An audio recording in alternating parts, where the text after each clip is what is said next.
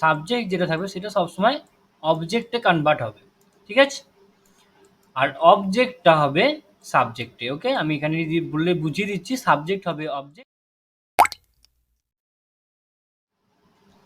নমস্কার বন্ধুরা, আপনারা দেখছেন আপনাদের প্রিয় YouTube channel the way of education.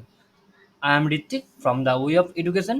আজকে আমরা আলোচনা করব ক্লাস 10-এর লেসন 2 ফ্যাবেল, যার লেখক হচ্ছেন র্যালফ ওয়াল্ডো ইমারসন। আমরা এর আগের ভিডিওতে এখানে অথর অ্যান্ড টেক্সট সম্পর্কে যেটা বলেছে সেটা লাইন বাই লাইন বা ওয়ার্ড বাই ওয়ার্ড অ্যানালাইসিস এবং সম্পূর্ণ পোয়েমটার লাইন বাই লাইন এবং ওয়ার্ড বাই ওয়ার্ড অ্যানালাইসিস করে দিয়েছিলাম, এবং তারপরে ওয়ার্ড বাই ওয়ার্ড অ্যানালাইসিস করার পরে আমরা এখানে ওয়ার্ড নেস্ট কম্পারিজন এক্সারসাইজ অর্থাৎ 1-এর দাগের 2-এর দাগের অবধি আমরা করেছিলাম আগের ক্লাসে। যে সমস্ত বন্ধুরা সেই ভিডিওটা দেখোনি তারা অবশ্যই আমাদের ডিসক্রিপশন বক্সে দেওয়া লিঙ্কের মাধ্যমে তোমরা সেই আগের ভিডিওটা দেখে নাও। এবং আজকে আমরা 3-এর দাগ থেকে করতে শুরু করবো, অর্থাৎ 3-এর দাগে কি বলছে, অ্যান্সার দ্য ফলোইং কোশ্চেন্স। 4-এর দাগ থেকে গ্রামার।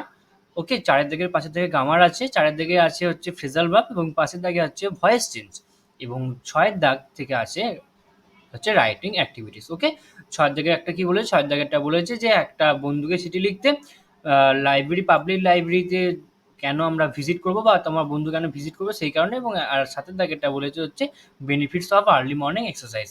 ওকে, তো এই আজকে আমাদের আলোচনার বিষয়। তো বেশি দেরি না করে চলো আলোচনার মধ্যে ঢুকে পড়া যাক। তোমরা মন দিয়ে শুনবে, ভালো উত্তর, খুব ভালো ভালো উত্তর দেওয়া আছে, খুব ভালো পয়েন্ট করে দেওয়া আছে। তোমরা এই উত্তর লিখলে আশা করি না তোমাদের স্যাররা কোথাও নাম্বার কাটতে পারবে, খুব ভালো স্ট্রং কোশ্চেন্স উত্তর দেওয়া আছে। তো কি বলছে, answer the following questions.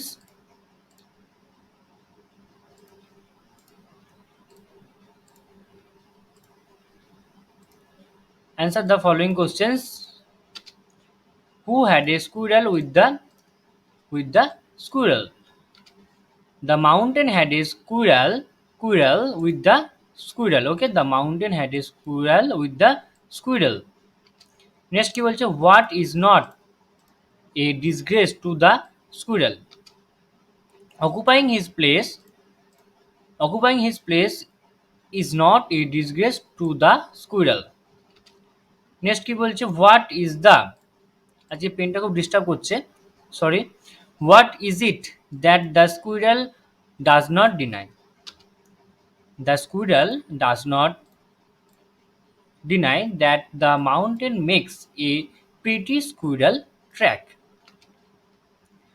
Next কি বলছে, next বলছে replace the underline with suitable phrasal verbs from the list given below. Change the form of verbs where necessary. There is one extra phrasal verb in the list. আমি লিস্টটা এখানেই দিয়ে দিচ্ছি যাতে তোমাদের দেখতে সুবিধা হয় বা বোঝাতে সুবিধা হয়। এই লিস্টের মধ্য থেকে সুইটেবল ওয়ার্ডসগুলোকে ওই জায়গায় লিখতে হবে, ঠিক আছে। এগুলো হচ্ছে এক একটা ফ্রেজাল ভার্ব। তো প্রথমটা কি বলছে, Ravi met his friend in the park. Ravi met, এই জায়গাটা, তো এই যে মেটের নিচে আন্ডারলাইন করে দিচ্ছি, এইখানটাকে, এই ওয়ার্ডটাকে এখান থেকে যে কোনো একটা ফ্রেজাল ভার্বকে নিয়ে এসে কিন্তু এখানে সুইটেবল যেটা ফ্রেজাল ভার্ব, যেটা এখানে বসার যোগ্য, সেই ফ্রেজাল ভার্বটাকে এখানে লিখে তোমাদেরকে অ্যান্সারটাকে রিরাইট করতে হবে। Ravi met his friend in the park. Ravi came across his friend in the park, অর্থাৎ এখান থেকে কেম অ্যাক্রসের যা মিনিং, মেটেরও তাই মিনিং। সুতরাং কেম অ্যাক্রসটা এই লিস্টের মধ্যে থাকা সুইটেবল ফ্রেজাল ভার্ব, সুতরাং এখানে সেই কারণে কেম অ্যাক্রসটাই হলো। ওকে, নেক্সট কি বলছে, Tanushree can not tolerate cruel behaviour to animals. এটা উত্তরটা কি হবে, Tanushree can not put up, এখানে সরি, এখানে পুট আপ উইথ হতো, আমি লিখে দিচ্ছি পুট আপ উইথ হতো,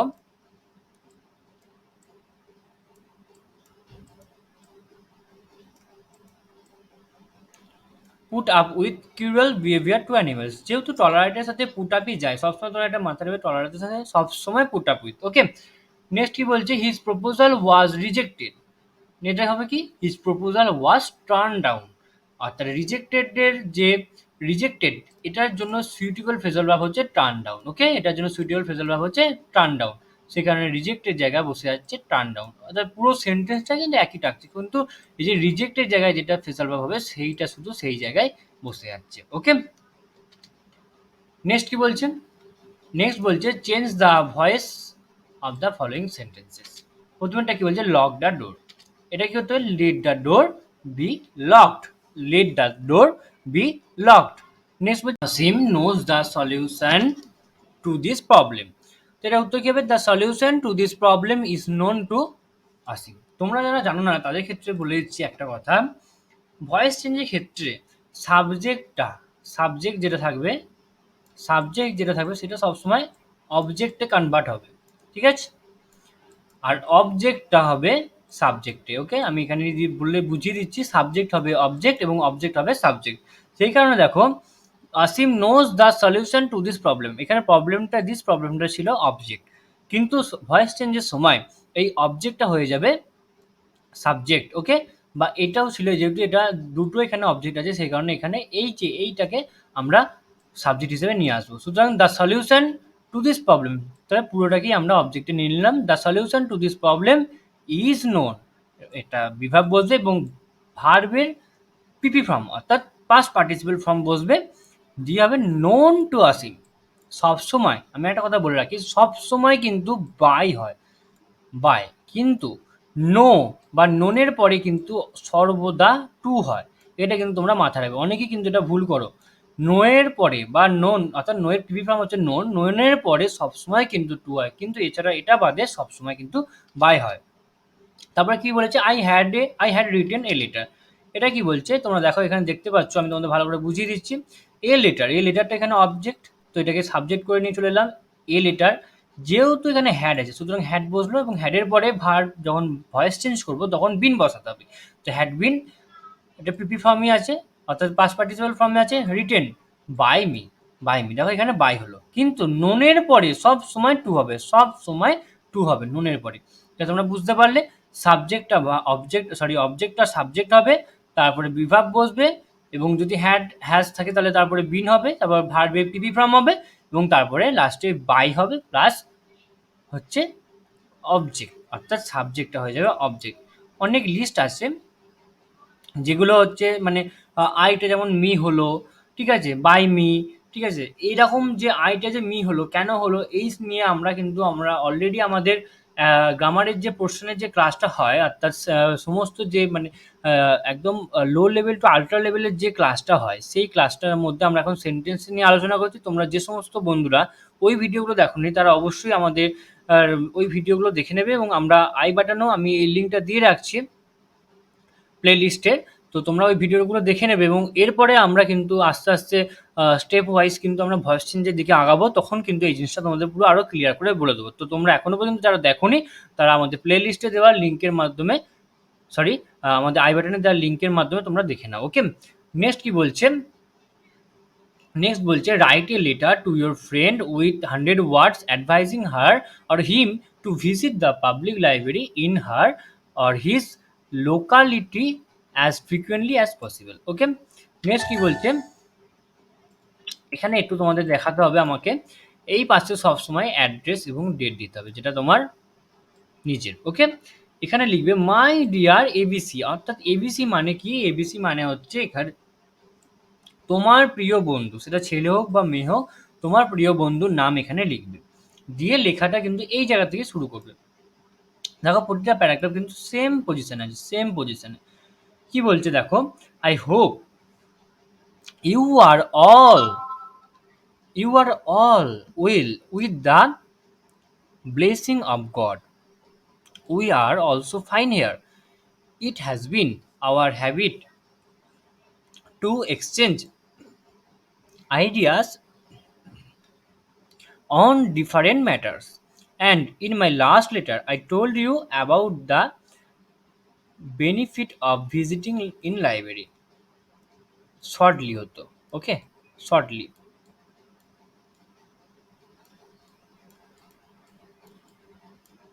Shortly. তো নেক্সট প্যারাতে লিখবে we know that without library our study life is incomplete, library makes a great role in our study life. So today I want to share with you about the benefits of visiting libraries. Okay, I know there is a public library in your area. It's storehouse of different types of books and a huge source of books. So for any kind of reference books of your syllabus, you can go there. Again, sometimes for regaining freshness, reading storybooks is very good for us. So I suggest you visit the library whenever you can manage to get some time. A good habit will gradually build up. I hope you will consider my appeal with enough importance. That's all for today. The rest will be known again. Bow down to the elders of your house. Take my love and give my love to the little ones. Okay, এখানে তোমার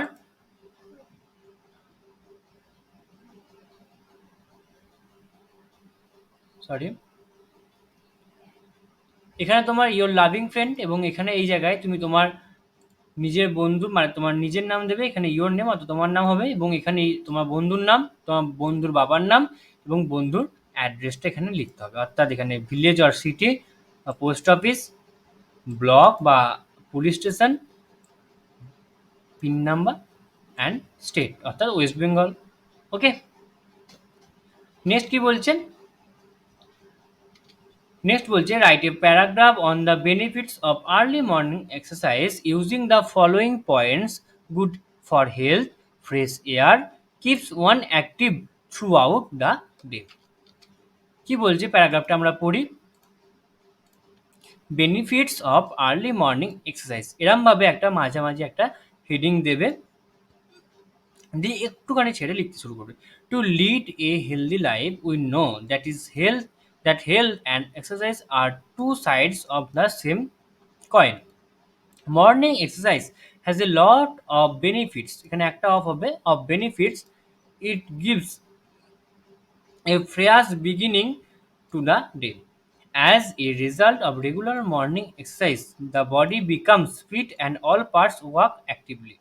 It also helps to keep the respiratory system healthy.